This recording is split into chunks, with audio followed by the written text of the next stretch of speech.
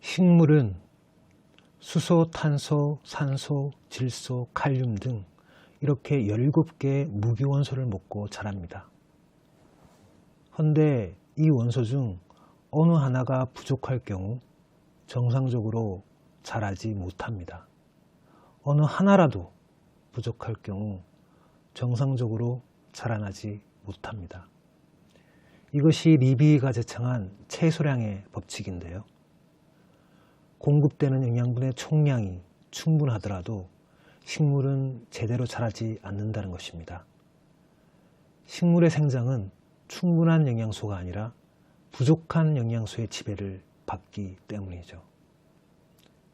말하자면 균형이 중요합니다. 자연의 모든 원리는 균형의 섭리에 복무합니다. 이 균형의 섭리가 사람에게도 작용합니다. 화내는 사람의 얼굴을 보세요. 화를 내다가 어느 순간 얼굴이 울그락불그락해지죠.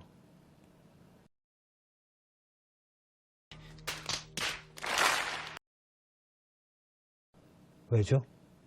왜 얼굴이 붉어지는 것일까요?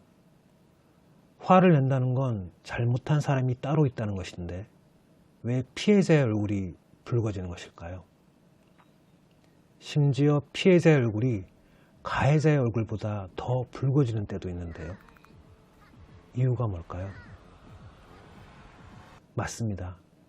분노의 감정 쪽으로 염치의 감정이 다가왔기 때문이에요. 바로 균형의 섭리가 발휘되는 순간이죠.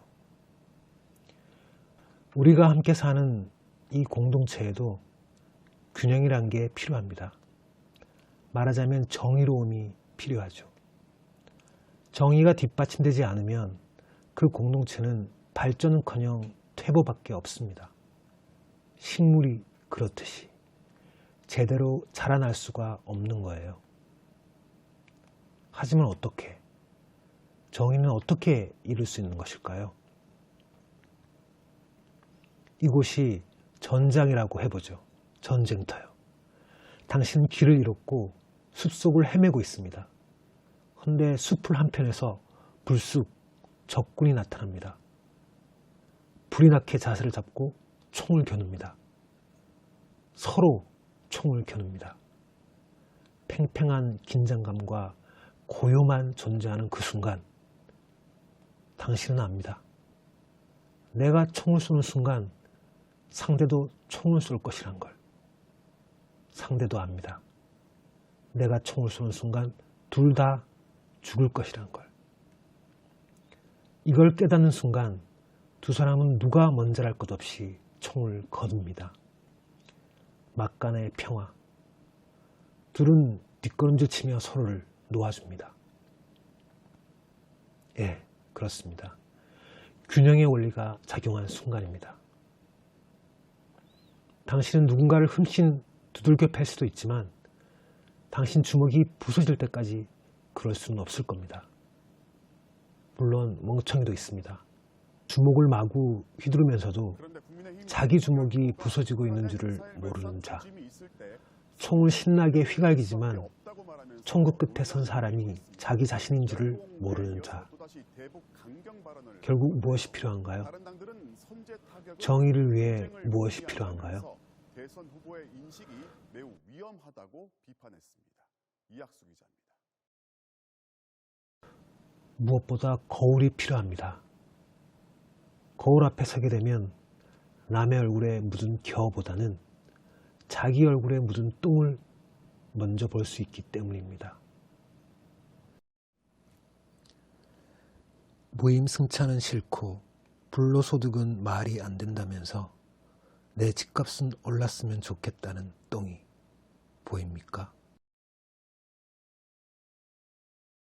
나는 괜찮지만 다른 사람은 안 된다는 식의 똥이 보입니까? 무엇보다 용기가 필요합니다.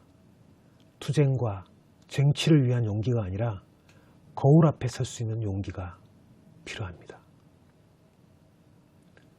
자, 이제 하나의 문제만 남았습니다.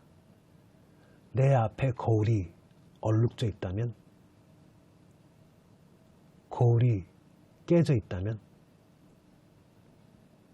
깨진 거울 앞에 너무 오래 서 있었다면 언론 신뢰도 40개국 중에 40입니다. 모든 게 소용이 없습니다. 조사 결과입니다.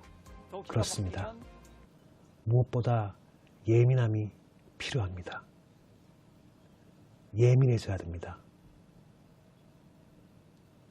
그럴 수 있습니까?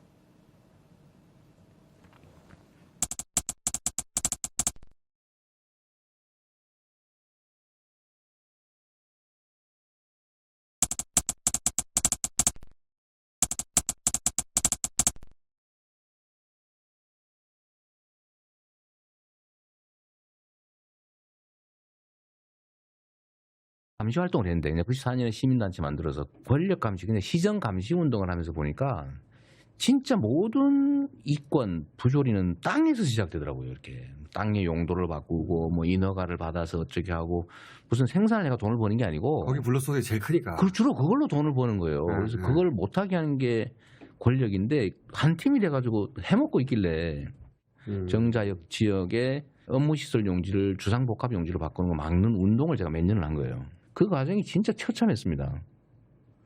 첫 번째 저한테 뭘 했냐면 돈을 주겠다는 거예요. 20억 정도 되는 지역 언론사를 만들어 주겠다는 제안이 들어왔어요.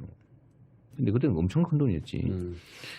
그래서 왜 언론사냐? 제가 지역 언론을 만들고 싶어 했습니다. 언론에 관심이 많은 이유도 그거예요, 제가. 일단 한번 회의가 들어왔네. 네, 그렇죠. 제가 지역 언론을 만들어야 이게 소위 언론과 확보가 돼야 사회가 정상화된다. 이 조선일보 같은 거 있으면 안 된다, 이거. 라고 그때 생각을 했는데 그 언론사를 만들어주겠다더라고요. 그래서 그건 이제 뭐 당연히 안 되는 거였고, 그랬더니 협박을 하더라고요.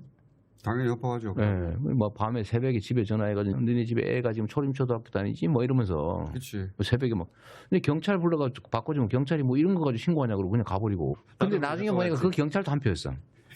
그 정보과장이 구속됐습니다. 그래서 내가 가스총 사가지고 그 다음엔 또 뭘 했냐면 음해를 시작하더라고요.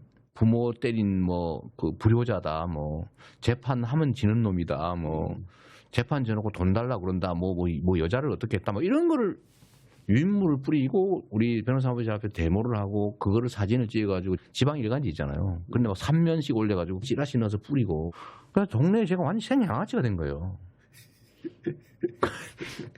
그런 걸 말을 안 들으니까. 네, 말을 안 들으니까. 그래서 야 우리나라의 이 토건 비리나 부동산 문제 정말 심각하구나 생각해가지고요. 제가 연구하러 대학을 갔어요.